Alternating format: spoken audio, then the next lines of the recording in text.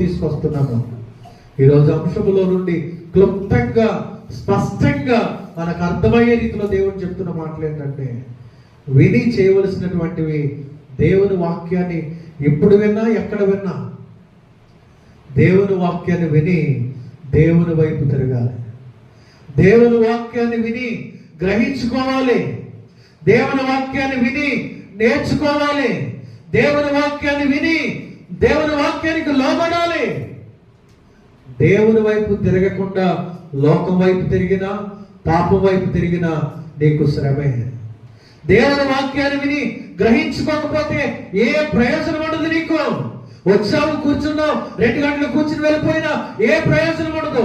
దేవుని వాక్యాన్ని వినాలి, గ్రహించుకోవాలి.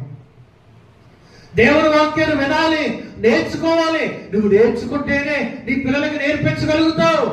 నువ్వు నేర్చుకుంటేనే దాన్ని పాటించగలుగుతావు. నువ్వు నేర్చుకుంటేనే ఇంకొకరికి చెప్పగలుగుతావు. ఇప్పుడు పిల్లల గురించి వాక్యం చదివేస్తూ బాలు నడవలసిన త్రోవను వారికి నేర్పించడం, పెద్దవాడైన తర్వాత వాడు దానిని తొలగిపోడు. వారికి నేర్పించాలి. కానీ నేర్పించాలంటే నువ్వు నేర్చుకోవాలి. మనం నేర్చుకుంటేనే మన పిల్లలకు నేర్పిస్తాం.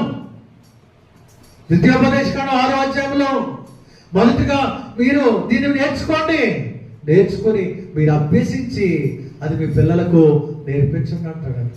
వాళ్ళు కూర్చుంటున్నప్పుడు, లేస్తున్నప్పుడు, పడుకుంటున్నప్పుడు, బయటికి వెళ్తున్నప్పుడు, లోపలికి వస్తున్నప్పుడు ఈ విషయాలు నేర్పించండి. ఏం నేర్పించాలయ్యా? నీ పూర్ణ హృదయముతో నీ దేవుడైన యెహోవాను సేవించాలి.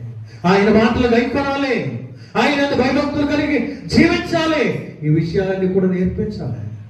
తర్వాత ఆయన మాటలకు లోబడాలి. ఒకవేళ దేవుడికి గద్దిస్తున్నాడేమో, అమ్మా గర్వించొద్దు, అతిశయించొద్దు, నీకున్న జ్ఞానాన్ని బట్టి, ధనాన్ని బట్టి, పేరుని బట్టి, ఆస్తులు బట్టి, అంతస్తులు బట్టి, నీకున్న జనాంగాన్ని బట్టి ఒకవేళ గర్విస్తున్నావేమో, గర్వించొద్దు, లోబడి ఉండు. దేవుని మాటకు విధేయురాలివై విధేయుడివై ఉండు. ఎప్పుడైతే లోబడతామో, విధేయులుగా ఉంటామో, తగ్గించుకుంటామో, అప్పుడు మనల్ని దేవుడు దీవిస్తాడు. 1 పేతురు 5వ అధ్యాయము 7-8 వచనాల్లో ఆయన బలిష్టమైన చేతుల క్రింద దీన మనస్కులై ఉండుడి, అప్పుడు తగిన సమయమందు దేవుడు